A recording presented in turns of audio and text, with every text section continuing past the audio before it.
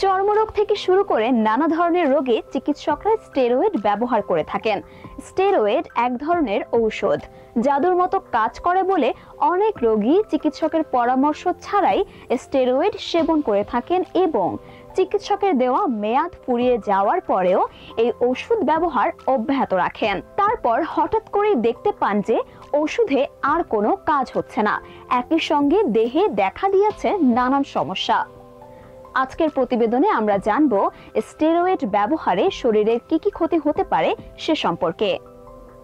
স্টেরয়েডের ব্যবহারের ফলে দেহে পানি জমতে পারে, বিশেষ করে মুখমণ্ডলে ফোলা ফোলা ভাব দেখা যেতে পারে। স্টেরয়েডের ব্যবহারের ওপর নির্ভর করছে এই পানি জমার পরিমাণ।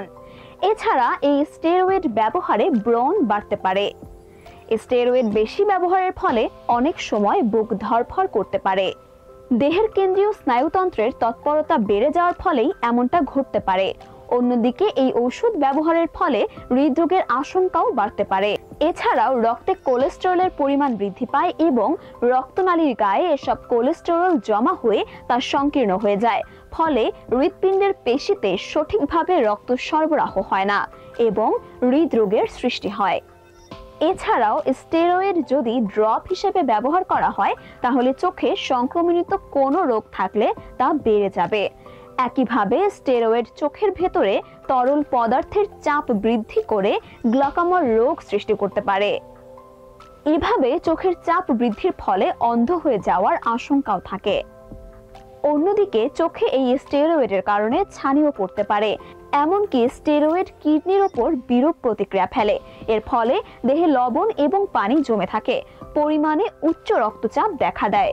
এছাড়াও এটি ফুসফুসের ক্ষতি সাধন করে, যেমন এর মাধ্যমে যক্ষা হওয়ার আশঙ্কা থাকে।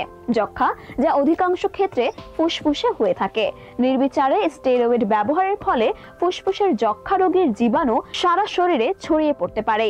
আর এভাবে নিরাময়যোগ্য রোগ যক্ষা দুরারোগ্য ব্যাধিতে পরিণত হয়।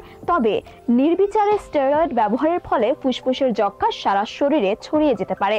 আর এভাবে নিরাময়যোগ্য একটি রোগ যক্ষা দুরারোগ্য ব্যাধিতে পরিণত হয়। তবে এবার আপনারাই বিবেচনা করুন, অতিরিক্ত স্টেরয়েড খেয়ে নিজের ক্ষতি করছেন কিনা।